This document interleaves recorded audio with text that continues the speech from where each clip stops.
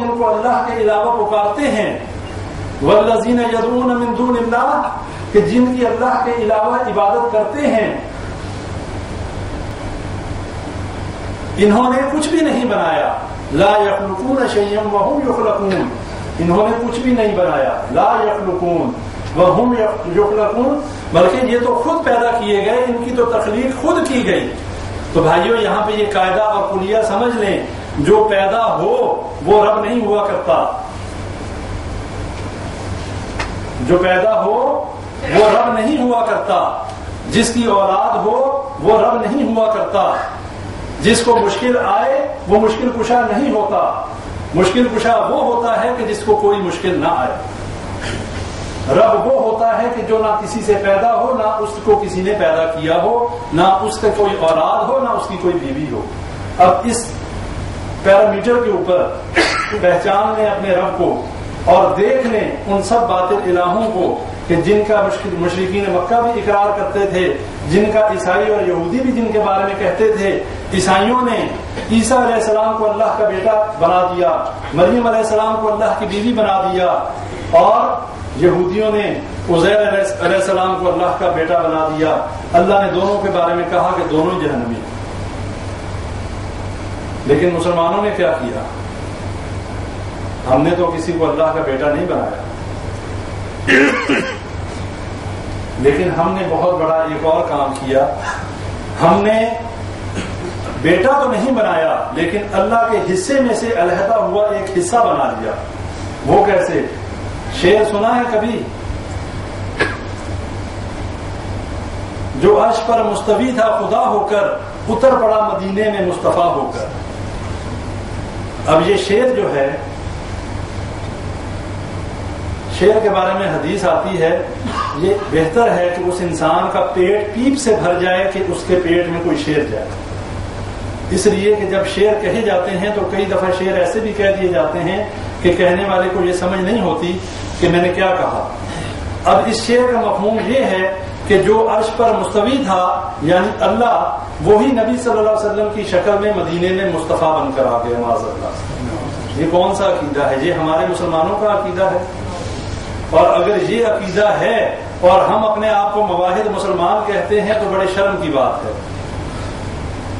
ہم نے اپنی جانوں پر ظلم کیا، صحیح بات یہ ہے۔ ہم نے ساری زندگی اپنی ضائع کر دی اس دنیا کی جو ہے مال و دولت کو اکٹھا کرنے کے لیے۔ ہمیں یہ بھی معلوم نہیں کہ اللہ تعالیٰ کا جو پہلا جو اسلام میں داخل ہونے والا جو عقیدہ توحید ہے وہ ہے کیا۔ اور اکثریت ہم لوگوں کی شرک کر رہی ہے لا علمی میں، نادانستہ، نہ جانتے ہوئے، اور باقی ماندہ لوگ جان بوجھ کے کر رہے ہیں۔ انٹرنیٹ کے اوپر بارہا اتفاق ہوتا ہے ایسی ویڈیوز دیکھنے کا کہ جس میں بندے بیٹھے ہوئے ہیں اور بندے ان کو سجدے کر رہے ہیں۔ اللہ نے نبی صلی اللہ علیہ وسلم کو تو بھیجا تھا لوگوں کی عبادت سے ہٹا کر ایک اللہ کی عبادت کے لیے، اور ہم لوگ پھر وہی کام ہم نے شروع کر دیا۔ ہم اللہ کی عبادت کو چھوڑ کے پھر بندوں کو سجدے کرنے لگ پڑے۔ اور نبی صلی اللہ علیہ وسلم نے فرمایا کہ میری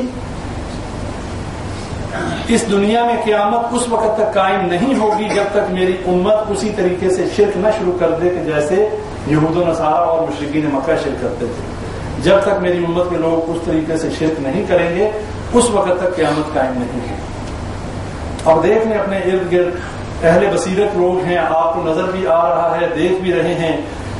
زیادہ بتانا مقصود نہیں ہے، صرف یہ جگانا مقصود ہے کہ ہم لوگ شرک میں بری طرح مبتلا ہو چکے ہیں، اور وہ بھی شرک اکبر ہے۔ شرک خفی یا شرک اصغر کی بات تو ابھی نہیں، ابھی تو اس شرک کی بات ہو رہی ہے کہ جس میں ہم بری طرح مبتلا ہو چکے ہیں۔ ہم لوگوں نے قبروں کی تعظیم میں، ہم لوگوں نے مزاروں کی تعظیم میں، ہم لوگوں نے ایسے ایسے کام شروع کر دیے ہیں کہ جس کے لیے نبی صلی اللہ علیہ وسلم نے حضرت علی رضی اللہ تعالیٰ عنہ کو فتح مکہ کے موقع پر بھیجا تھا کہ ان سارے مزاروں کو، اونچی قبروں کو برابر کر دو، بیت اللہ کے اندر جتنے بت ہیں ان کو ختم کر دو، تصویروں کو مٹا دو، اونچی قبروں کو زمین کے برابر کر دو۔ لیکن ہمارے ہاں تو قبر اس وقت تک معاملہ ہی پورا نہیں ہوتا جب تک اس کے اوپر پورا مزار نہ بن جائے۔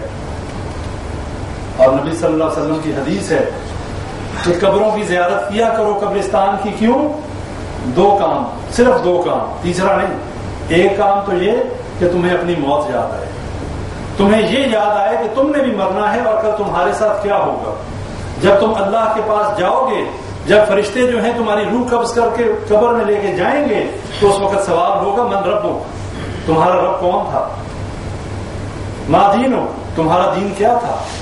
من نبیک، تمہارا نبی کون تھا؟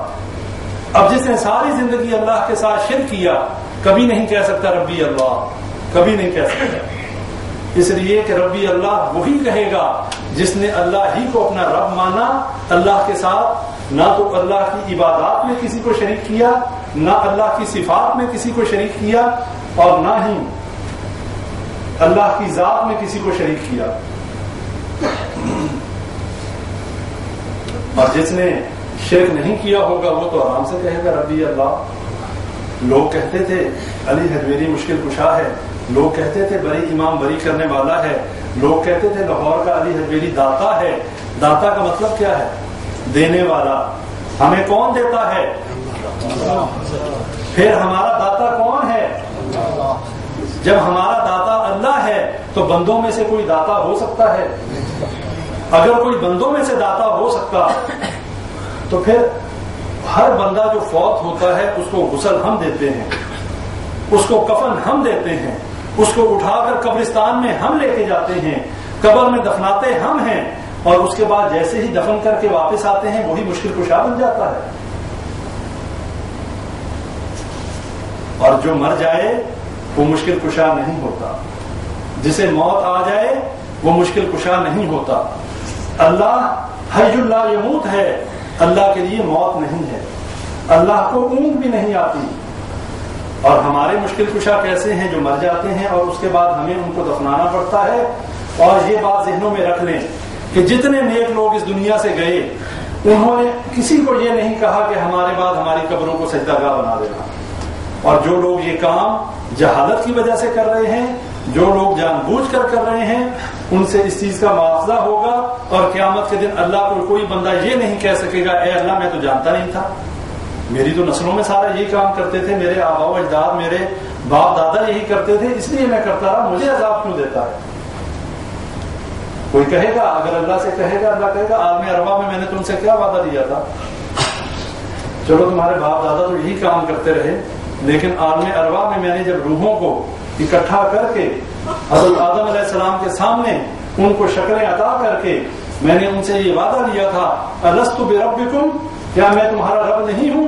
سب نے کہا تھا قالوا بلی، بے شک کیوں نہیں ہے اللہ، تو ہی ہمارا رب ہے. اللہ نے کہا یہ ساتوں زمین آسمان میں گواہ بناتا ہوں، حضرت آدم علیہ السلام کو بھی گواہ بناتا ہوں. اور قیامت کے دن اگر کوئی مجھے آ کر یہ کہے گا کہ ہم تو اپنے آباء و اجداد کے کہنے پہ چلتے رہے، وہ گمراہ تھے، ہمیں بھی گمراہ کر دیا، اے اللہ ہم پہ ظلم نہ کر، ہمیں کیوں عذاب دیتا ہے، ہماری کیا غلطی؟ تو یہ اللہ نے پہلے ہی یہ ایکسکیوز ختم کر دیا کہ قیامت کے دن کوئی یہ نہیں کہہ سکے گا. یہ ہم سب کی ذمہ داری ہے کہ ہم اپنے آپ کو شرک سے بچائیں. اور ابھی ہم عقیدہ توحید کے اس پہلو پہ بات کر رہے ہیں کہ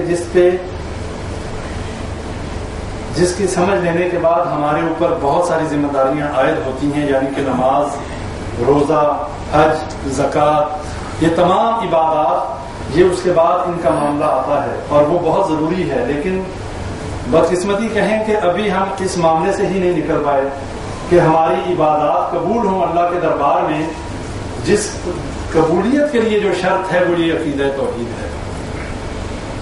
اگر کوئی شخص توحید کو سمجھے بغیر عمل کرتا رہے اللہ کے ہاں وہ قابل قبول نہیں ہے. اس لیے بھائیوں ہمارے لیے یہ ضروری ہے کہ ہم اس عقیدے کو سمجھیں. حضرت معاذ بن جبل رضی اللہ تعالیٰ عنہ کو نبی صلی اللہ علیہ وسلم نے یمن کی طرف بھیجا اور کہا کہ تم وہاں جاؤ گے تو وہاں جا کر